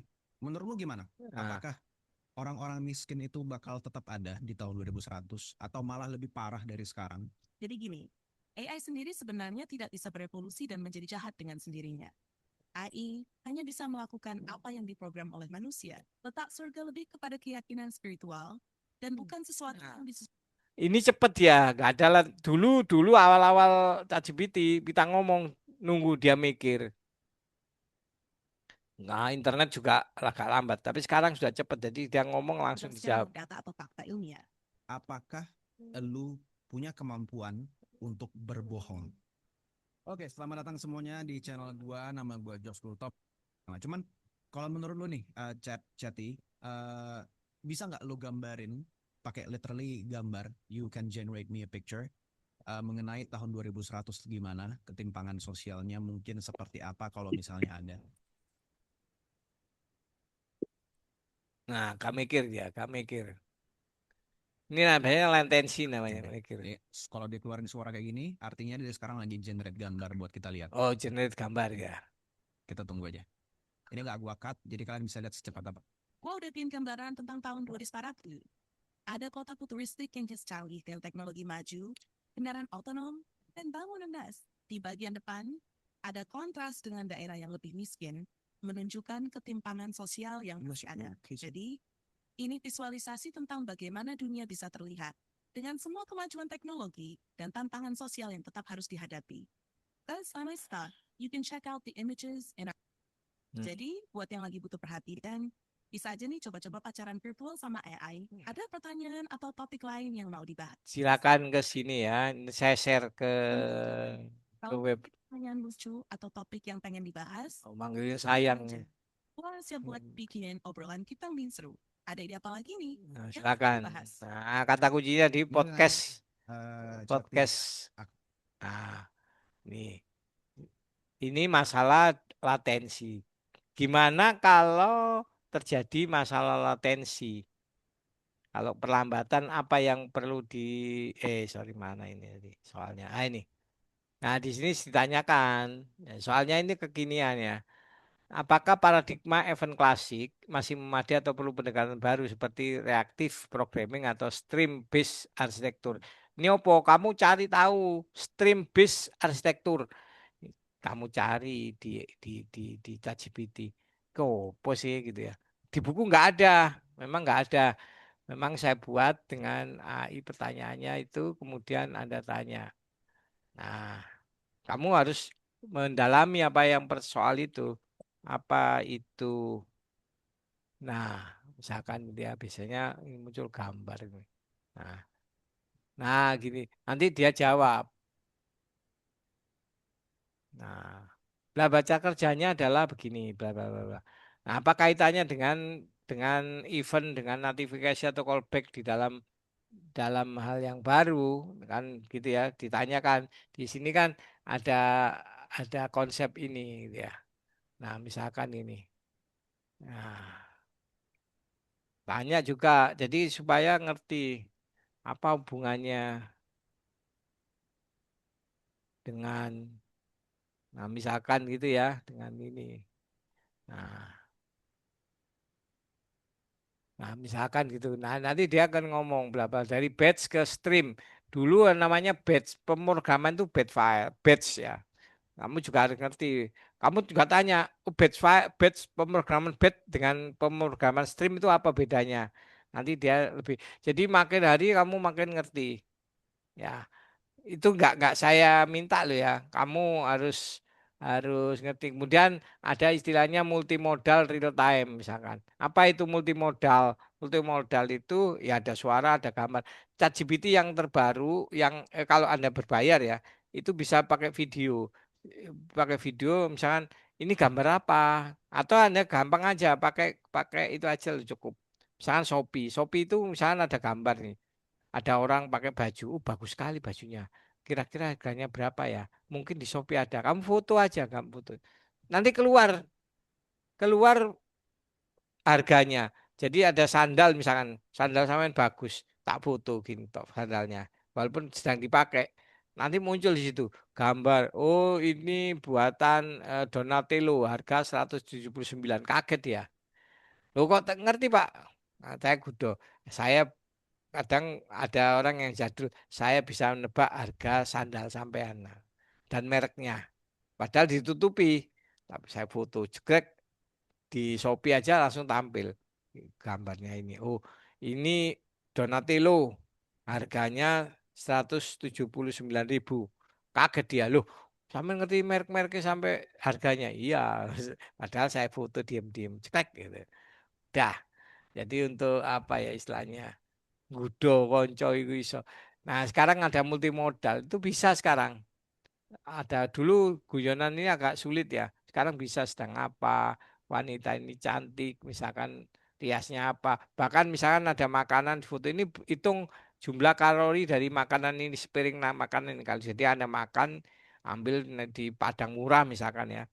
Makan sudah nasinya segitu, sayur, ikan, kemudian kamu foto pakai ChatGPT itu bisa coba hitung kalorinya muncul kalorinya oh kalorinya terlalu besar misalkan mestinya kamu diet, misalnya. Itu muncul di situ.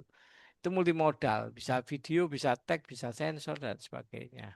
Oke, ya, tanyakan gini ya caranya ya.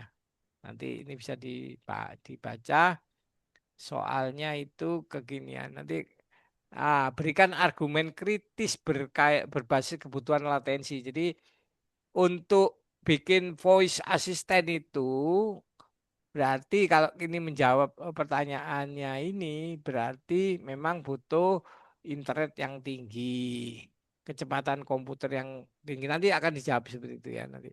Nanti akurasinya, pengalaman pengguna gimana? Pengalaman pengguna ini adalah UX-nya ya. UX-nya gimana caranya orang supaya lancar, gimana cara pembuatan.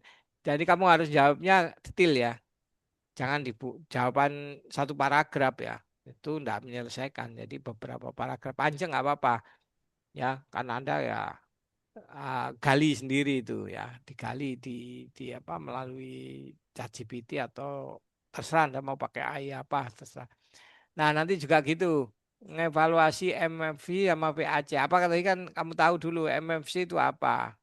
Ini biasanya dikenal nanti dalam pemrograman game apa atau Anda pemrogram ada namanya MVC. Ya, ini MVC masih kekinian. Kalau PAC sudah lama atau SIHEM ini sudah lama.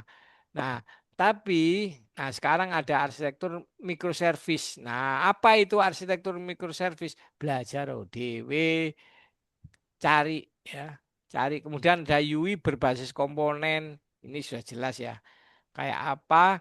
Nah, ini kamu perdalam.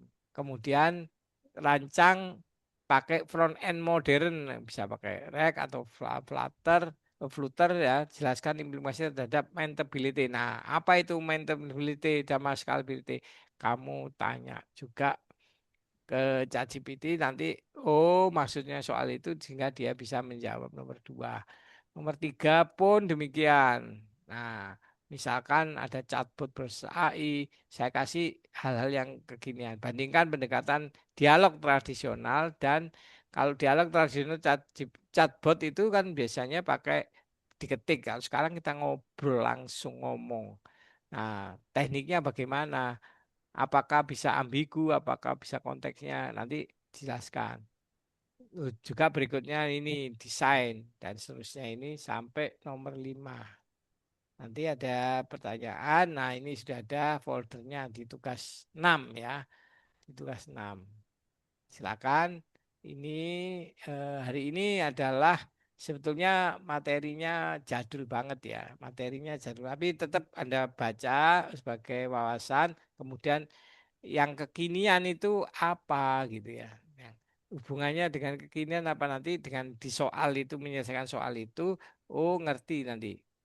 Ya dulu kayak gini, sekarang kayak gini gitu lah. Dan itu Anda harus belajar mandiri ya. Kalau dibahas sak semester bahas masalah ini saja bisa 1 semester ya. Kita masuk ke masa lalu segala macam. Nah ini ada callback segala macam itu ya. Nanti wah kalau saya menceritakan proses belajarnya maka seperti saya kembali ke masa tahun 80-an. Ya karena ini aja tahun 2004 ya 90 masih dipelajari saya ngajari beberapa. Nah, sekarang sudah tahun 2026 itu sudah 30 tahun yang lalu teknologinya. Jadi yang dibahas ini adalah sebenarnya teknologi 30 tahun yang lalu atau 20 tahun yang lalu. Sangat-sangat jadul tapi tetap tetap harus ngerti juga gitu ya. Enggak berarti ditinggal sejarah. Saya nulis di suatu apa namanya apa di Facebook kenapa kenapa harus ini nanti di sini ada ini nih alasannya kenapa kita harus belajar tentang sejarah itu di sini ada nanti ya. Bukan di sini ya, bukan ini. Nah, sebentar. Nah, misalkan ini atau belajar tentang bukan masalah ini. Nah, ini. Nah, jadi kenapa itu dibahas di sini di sini. Produktif tapi kosong menggugat Araris Indonesia. Kenapa? Karena mereka tidak tahu sejarah tetap tahu harus tahu sejarah. Nah, Ini juga gitu. AI adalah sistem. Nanti di situ tahu sebelumnya harus belajar sejarah ya dan seterusnya. Kalau Anda sering baca artikel yang saya buat, ngerti dia. Kamu lebih banyak mengerti. Nah, oke.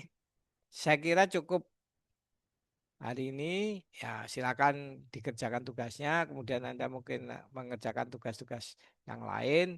Waktunya saya akhiri sampai sekian. Ya, materinya sebentar saya upload dulu supaya kamu nanti. Kadang saya lupa, loh, nggak diupload ya. Nah, gitu ya. Ntar saya upload. Oke. Nah, saya upload materinya. Nah, sebentar ini materinya. Oke. Materinya Anda lihat di situ sebentar. Pertemuan ke-8 ya. Oke.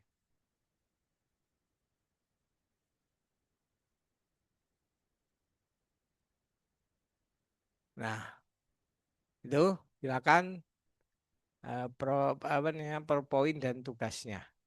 Oke, saya buka pertanyaan kalau ada pertanyaan ataupun kalau pingin konsultasi skripsi tadi silakan walaupun saya bukan pembimbingnya nanti. Oh, bukan Pak, saya nggak masalah. Nanti saya ajari caranya, judulnya kau suka, saya suka bidang ini Pak, gimana cara carinya, nanti lebih bagus seperti ini. Saya nggak jago program Pak, tapi saya mau nanti masuk mata kuliah seperti saya, nanti ada di IMK sendiri sebenarnya banyak banyak sekali apa namanya skripsi, tapi skripsi yang model desain itu banyak nggak diterima oleh dosen-dosenmu. Tapi saya pingin ada skripsi yang membahas tentang masalah HCI ini. Ya HCI itu arah kemana? Ke desain sebetulnya, ke desain UI UX-nya yang membahas itu. Tapi dosenmu kadang-kadang, oh ini programnya, ini metode nih, ambil gedes dosenmu kadang-kadang nggak ngerti bahwa ilmu IMK itu sangat luas, ya bukunya sangat luas.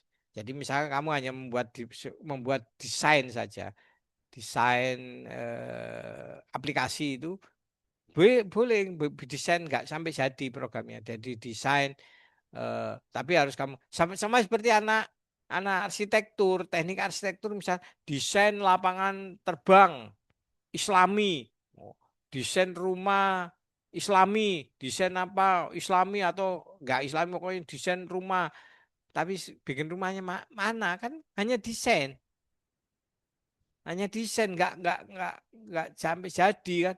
Nah karena di TI semuanya harus jadi, ya nggak nutut waktunya kalau desainnya besar, desainnya aja Pak, programnya nanti dikerjakan mungkin butuh waktu setahun ini atau mungkin tim, tapi desainnya oleh saya, misalkan desain aplikasinya kayak gini.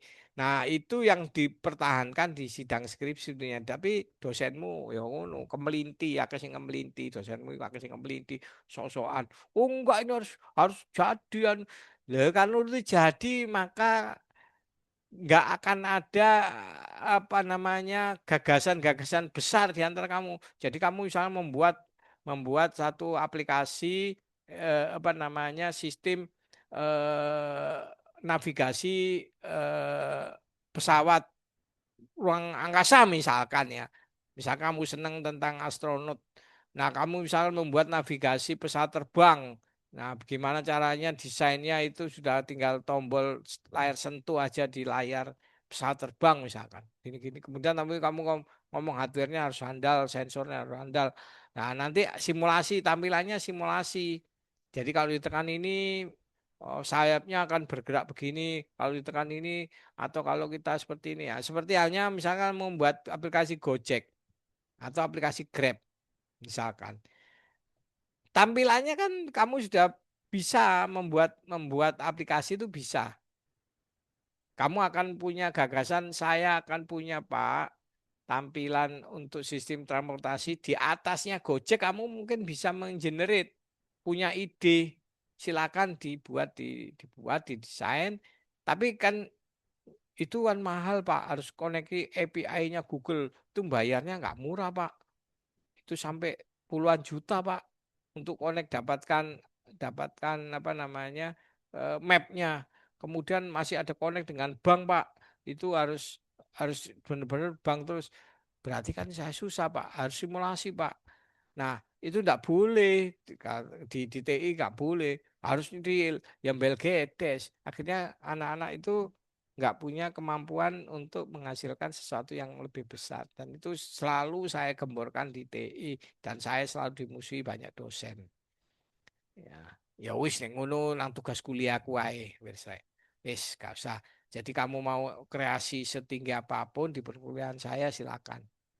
Ya, kalau skripsi mereka nggak mau, ya sudah. Sebetulnya kalah sama ITB. ITB itu judul-judulnya praktis-praktis, teorinya ya cuman 30%. Kalau di TI Win Malang Kemeliti, teorinya bisa 90, 80%, tapi prakteknya hanya 20%. Aduh. Begitu keluar lo gak iso ganti apa-apa. Maka yang buat misalkan buat Bukalapak itu misalkan. Bukalapak itu yang buat siapa? Anak lulusan ITB. Yang buat apa lagi? Anak lulusan ITB. Anak ITB, anak ITB, anak ITB. Oh, anak TU Malang gak apa? Belas yang ono ya, tapi ya enggak gede-gede banget itu ya. Itu pun belajar sama Pak Sahid ya. Nah, ada beberapa yang membuat aplikasi startup macam-macam itu ya juga dari idenya Pak Said dan sekarang berjalan. Ya, misalkan Syakat itu Pak Said itu yang bikin, ayo kamu bikin Syakat. Nah, misalkan Pak Ajib Hanani bikin sampai sekarang dipakai terus kan, karena kebutuhannya jelas. Nah, dulu kalau misalkan nggak dibuat skripsi, oh nggak ono itu Syakat itu.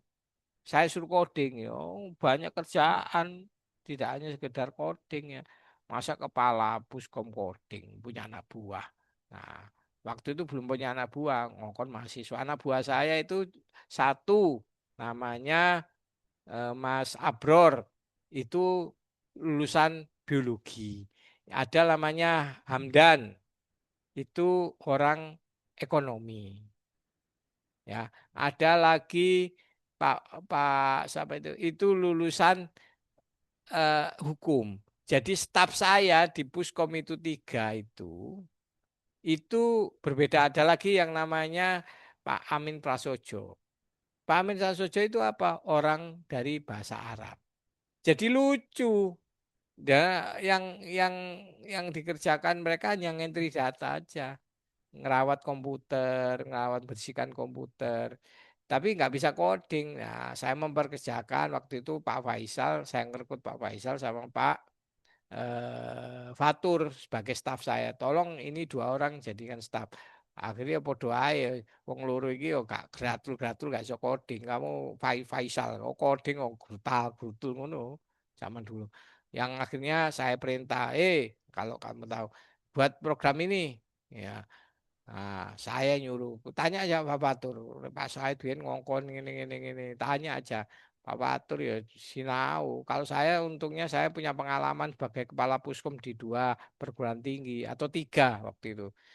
Ya, di SMA, kemudian di Bayangkara sebagai kepala puskom, kemudian satunya jadi kepala puskom di Muhammadiyah Universitas. Kemudian pengalaman saya, experience itu saya baktikan ke UIN Malang. Jadi UIN Malang ya bersyukur saya jadi kepala puskom pertama kali yang memahami itu. Sebelumnya ada kepala puskomnya, tapi kepala puskomnya bahasa Arab ya, namanya Pak Amin. Tapi Pak Amin kemudian saya masuk, Pak Amin jadi staf saya, jadi wakil saya jadi ketuanya karena yang ngerti materi-materi tentang puskom. Nah, sekarang diisi oleh anak-anak